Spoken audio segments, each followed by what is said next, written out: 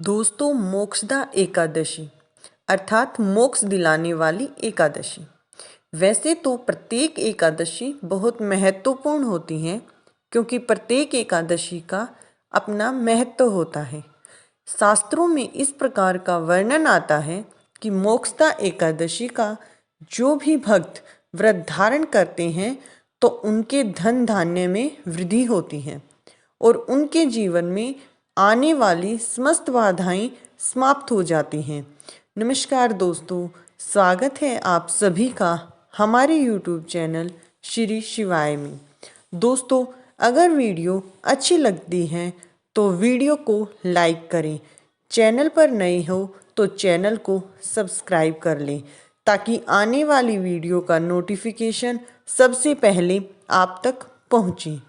भगवान श्री हरि, विष्णु और माता लक्ष्मी की संयुक्त रूप से पूजा आज के दिन करने से किसी भी प्रकार की परेशानी से आपको मुक्ति मिल जाती है और मरणोपरांत वैकुंठ लोक की प्राप्ति होती है, क्योंकि लक्ष्मी नारायण दोनों का आशीर्वाद आपको प्राप्त हो जाता है। मोक्षदा एकादशी को मनोग्यारस भी कहा जाता है, मोना एकादशी भी कहा जाता है। यह तिथि पितरों की पूजा के लिए श्रेष्ठ मानी जाती है।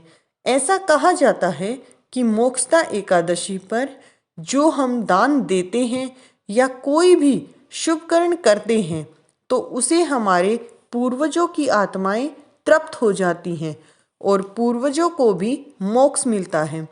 उन्हें तो मोक्ष मिलता ही है, उनके पितृ भी तर जाते हैं। तो यह एकादशी अत्यंत ही श्रेष्ठ मानी गई है। आज की वीडियो में आप जानेंगे कि मोक्षदा एकादशी की तिथि कब प्रारंभ हो रही है, कब समाप्त हो रही है, व्रत में कब धारण करना है और पारण करने का यानी कि व्रत खोलने का सही समय क्या है, और आज के दिन हमें भगवान नारायण, विष्णु और माता लक्ष्मी की पूजा कैसे करनी चाहिए और कौन सा उपाय करें जिससे कि इस व्रत का संपूर्ण फल हमें प्राप्त हो।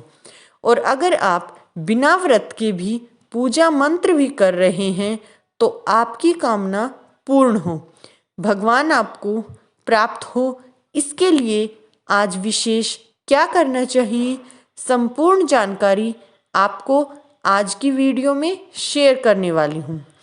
तो बहुत महत्वपूर्ण है आज की वीडियो, पूरा जरूर देखें। लीजिए दोस्तों, अगर वीडियो अच्छी लगे तो वीडियो को लाइक ज़रूर कीजिए, क्योंकि आपकी लाइक, आपके कमेंट्स मेरे लिए बहुत महत्वपूर्ण होते हैं। इसी से मुझे पता चलता है कि आपको यह वीडियो अच्छी लगती है और आपके लिए यह वीडियो उपयोगी है। तो अगर वीडियो अच्छी लगे तो लाइक तो ज़रूर करें। सबसे पहले जानते हैं कि एकादशी की तिथि कब प्रारंभ हो रही है, कब समाप्त हो रही है और व्रत हमें कब धारण करना है। तो देखिए, पंचांग के अनुसार मार्गशीर्ष माह के शुक्ल पक्ष की एकादशी तिथि प्रारंभ हो रही है 11 दिसंबर को प्रातःकाल 3:42 पर और समाप्त होगी 12 दिसंबर को रात्रि में 1:09 पर। तो हम 11 दिसंबर 2024 का दिन होगा बुधवार का। इस दिन सूर्योदय काल का समय आपको प्राप्त हो रहा है सुबह 7:02 पर और सूर्यास्त का समय होगा शाम को 5:38 पर। एकादशी तिथि के दिन ब्रह्म मुहूर्त में स्नान करना चाहिए। तो ब्रह्म मुहूर्त का समय आपको प्राप्त हो रहा है सुबह 5:26 से सुबह 6:14 तक। यह दिन बहुत महत्वपूर्ण होता है। पूजा पाठ कर सकते हैं इस समय में, मंत्र जाप करते हैं या फिर कोई भी उपाय करना चाहते हैं तो जरूर कर लीजिए, क्योंकि अमृत काल में जो भी हम पूजा पाठ करते हैं, जो भी शुभ कर्म करते हैं, उसका फल बहुत अधिक प्राप्त होता है। मतलब इस समय में आप जो भी कार्य करेंगे उसका फल आपको अमृत की तरह, जैसे आपको नाम से ही पता चल रहा है कि अमृतकाल 9:33 से मतलब 11 दिसंबर को सुबह 9:33 से सुबह 11:02 तक यह अमृतकाल का समय रहेगा। और इस दिन राहु काल का समय आपको प्राप्त हो रहा है दोपहर में 12:20 से 1:39 तक। राहु काल को अशुभ काल माना जाता है। इस समय में आपको कोई भी शुभ कार्य प्रारंभ नहीं करना है, लेकिन अगर आप पहले से कर रहे हैं तो कोई कार्य तो आप बिल्कुल कर सकते हैं, कोई दिक्कत नहीं है। और जो भक्त पहली बार एकादशी का व्रत धारण करना चाहते हैं तो इस बार से व्रत प्रारंभ कर सकते हैं। 11 दिसंबर 2024 बुधवार को गीता जयंती है। अच्छा, गीता जयंती पर विशेष क्या करना होता है? देखिए, ऐसा वर्णन आता है पुराणों में कि आज के ही दिन मतलब मोक्षदा एकादशी के दिन भगवान श्री कृष्ण ने अर्जुन को कुरुक्षेत्र के मैदान में गीता का उपदेश दिया था, जो कि हम भागवत गीता के स्वरूप में आज पढ़ते हैं। वह भगवान श्री कृष्ण का कुरुक्षेत्र में दिया हुआ अर्जुन को गीता का ज्ञान है। तो शास्त्रों में ऐसा कहा गया है कि आज के दिन अगर हम गीता के दर्शन मात्र भी कर लेते हैं तो इतनी मात्रा से भी हमें मुक्ति मिल जाती है। गीता जयंती के दिन आप भागवत गीता का पाठ करना प्रारंभ कर सकते हैं। जैसे कि बहुत दिनों से अगर आपकी इच्छा है कि आप गीता जी का पाठ प्रारंभ करें तो आज से बहुत शुभ दिन है। इस दिन से आप पाठ का प्रारंभ कर सकते हैं। इसे बहुत शुभ माना जाता है। इसके अलावा अगर आप पाठ नहीं कर पाते हैं तो भी ग्रंथ को अपने मंदिर पर रखिए, घर के मंदिर में, और विधि विधान से धूप दीप दिखाकर पूजन कर लीजिए, प्रणाम कर लीजिए और 1-2 अध्याय पढ़ लीजिए या फिर 1-2 श्लोक भी पढ़ सकते हैं। श्रेष्ठ माना जाता है आज के दिन गीता जी का दान करना, मतलब किसी मंदिर में या फिर किसी वेदपति ब्राह्मण को भागवत गीता का दान अगर आप करते हैं तो यह बहुत ही श्रेष्ठ फल देने वाला होता है। लेकिन हाँ, उससे ही कीजिएगा जो लोग पढ़ने के इच्छुक हैं, मतलब जो व्यक्ति शुद्धता के साथ, सात्विकता के साथ इसका पाठ करे, उसे ही दान करना चाहिए। कभी भी धार्मिक पुस्तक, धार्मिक ग्रंथ इत्यादि किसी को भी ऐसे ही दान नहीं किया जाता। ठीक है, तो इस बात का आपको ध्यान रखना है।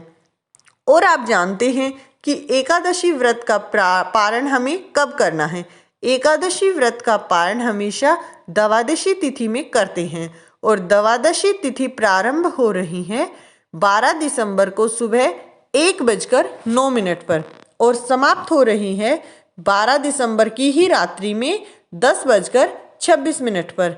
तो पारण का शुभ मुहूर्त आपको प्राप्त हो रहा है 12 दिसंबर को, यानी कि गुरुवार के दिन सुबह 7:05 से सुबह 9 बजे तक।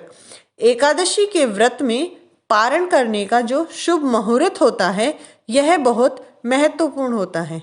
अगर हम शुभ मुहूर्त में व्रत नहीं खोलते हैं तो हमारे किए गए व्रत का संपूर्ण फल नहीं मिलता। इसलिए शुभ मुहूर्त का ध्यान रखिएगा।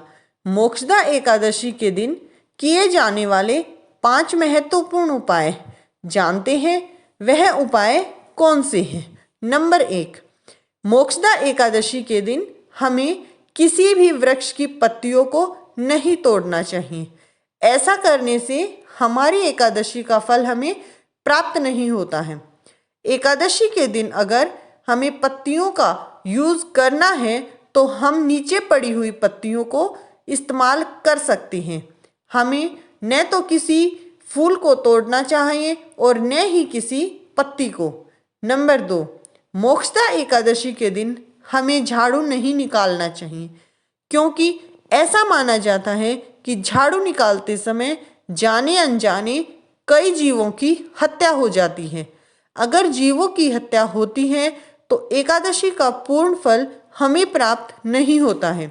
नंबर 3, एकादशी के दिन हमें भूल से भी चावल का सेवन नहीं करना चाहिए, क्योंकि चावल पर इस दिन पाप होता है।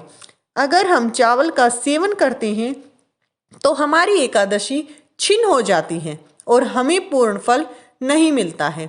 नंबर 4, मुक्त एकादशी के दिन हमें जो हम व्रत में फलाहार करते हैं वही हमें गाय को खिलाना चाहिए। गौ माता को यह दान करने से हमारी सभी इच्छाएं पूर्ण होती हैं और एकादशी का फल कई गुना बढ़ जाता है। नंबर 5, मोक्ष एकादशी के दिन हमें कितने मुख से अपशब्द नहीं कहना चाहिए और ना ही किसी के बारे में बुरा कहना चाहिए। अगर कोई आपको किसी और के बारे में बुरा कह जाता है तो आपको भगवान सूर्य को 3 बार अर्घ देना चाहिए। जब आप सूर्य भगवान को 3 बार अर्घ देते हैं तो आपके अंदर पवित्रता का भाव उत्पन्न होता है, फिर आपको एकादशी का पूर्ण फल मिलता है। अन्यथा आपकी एकादशी छिन्न हो जाती है और आपको फल प्राप्त नहीं होता। आज की वीडियो में दी गई जानकारी दोस्तों अगर आपको अच्छी लगती है तो वीडियो को लाइक करें, चैनल पर नए हैं तो चैनल को सब्सक्राइब करें ताकि आने वाली वीडियो का नोटिफिकेशन सबसे पहले आप तक पहुँचे। मिलते हैं अगली ही ऐसी एक और नई वीडियो के साथ। धन्यवाद दोस्तों। जी हाँ दोस्तों, इसी के साथ धन्यवाद और मिलते हैं अगली